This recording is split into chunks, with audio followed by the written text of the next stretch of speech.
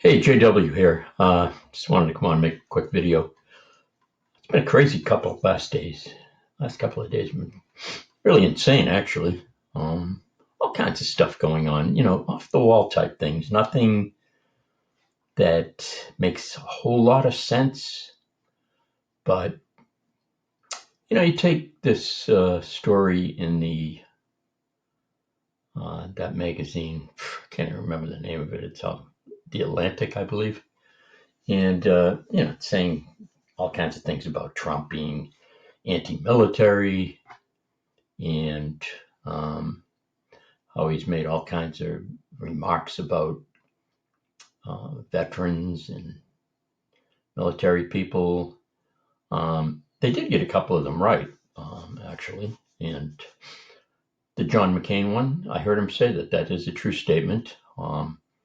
He said something to the effect, I believe, I can't remember the exact quote, but what the deal was going on at the time. John McCain was really going hard against Trump. He was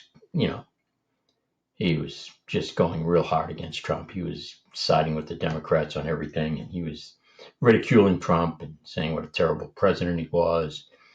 And Trump is no shrinking violet. And so anyway, the news media, whether it was at a press conference or they were interviewing about something, and they asked Trump what he thought about McCain going after him and all that sort of thing, and he said, you know, I don't like the guy. And they said, well, he's a former POW, war hero, which he's not a war hero, by the way. Just because you're a POW doesn't mean you're a war hero. I mean, so Trump said, I like guys who don't get caught better, or something to that nature. It was just a throwaway line, and in a lot of ways he was correct. Because you get caught doesn't mean, again, that you're some sort of a hero, and that I mean, if you're in the prison camp and you do heroic things trying to escape and help other guys who are also prisoners, or be tortured, and there's some evidence that he may have had some torture and was left out in the sun a long time, and I guess that's how he developed skin cancer. Um, but there's also evidence as well that he wasn't all he seemed to be. And I'd say about half the guys who were in the prison camp with him liked him, said he was, a stand up guy and did the right thing. And the other half didn't like him, said that he was I hate to use the word traitor because I wasn't there, but apparently the gods referred to John McCain as Songbird. Songbird meaning, he sings, he tells them things that they asked him, and he obliges. That's what you learn in the military is you give your name, rank, and serial number. That's standard for anyone who's been in the military knows that. If you're asked any question, all you do you answer only with John Walsh, ER 11 427 218, Specialist for United States Army. I had to think for that one for a minute. But it's name, rank, and serial number, okay? And apparently, according to, like I say, about half the other guys who were there, John McCain gave a little more information than that. But again, I wasn't there. I'm certainly not going to make a judgment on what he did.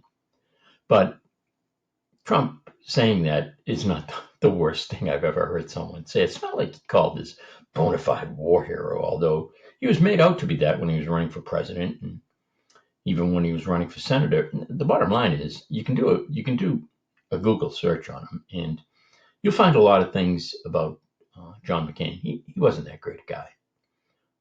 His first wife was, I believe she was crippled in an auto accident, and she waited for him, for many, many years while he was a POW.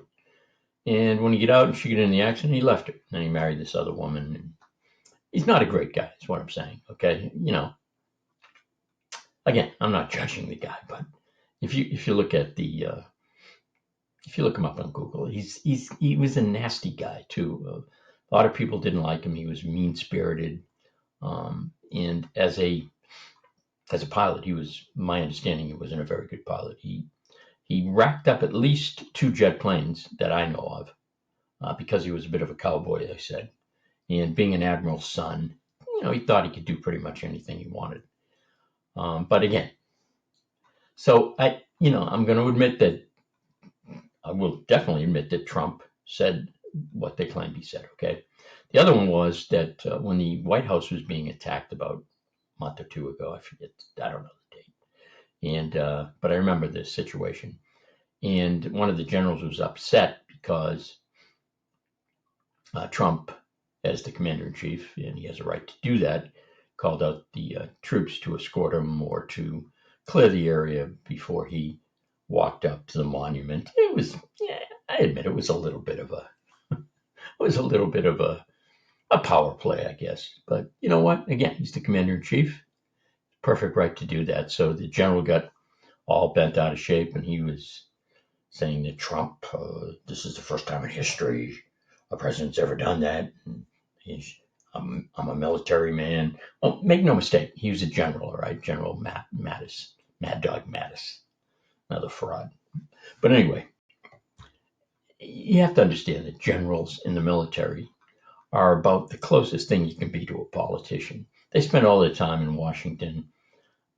They don't really do much, other than they're pretty much lobbyists for the military, I guess you would say. They're highly paid. They make a very good living, a general in the military, and they have a fabulous pension, okay? One that you would be happy to have, most of you, I'm sure. So anyway, not to dwell on John McCain, which I really hadn't intended to do, but I thought the whole article in the Atlantic was a bunch of crap. Whenever a story mentions sources, unnamed sources, and this source said this and that source said that, it's journalism 101. They tell you, other than if you're covering up for a source in a very critical situation, you might have to, bury the source and not mention his name. Like if someone were ratting out a gangster or something, a Whitey Bulger, and they didn't want to be identified, but they were willing to give an interview, then the journalist would certainly have to not mention his name, otherwise the guy could get killed. So, but anyway, this wasn't one of those situations. Okay, I'm sure most of these alleged sources were let go by Trump, and they're probably sour grapes. But my experience watching Trump is that he seems to love the military. Veterans will tell you he's done more for veterans in the veterans hospitals in the last 3.5 years than any other president in the previous, I don't know how many 100 years plus that they've had veterans hospitals. So I don't buy that one. Sorry. But again, I just thought the whole story was fraudulent. It's typical. The guy who wrote it, his last name's Goldberg, I think, and I've seen other things by him. He's on. I see him on Twitter a lot, and he's a real hardcore leftist, as many Jews are. I think he's a New York Jew, and many New York Jews are hardcore leftists. And it always amazes me that they vote straight Democrat. They, like the blacks used to be. Blacks used to be 95% of the blacks would vote Democrat. And I'm guessing that at least in New York, I'll bet 90% of liberal Jews vote Democrat. And when you think about it, the Democrats are really anti-Semitic. I mean, they hate Israel. Look at these women senators and representatives who just come out with anti-Semitic remarks. They hate Israel.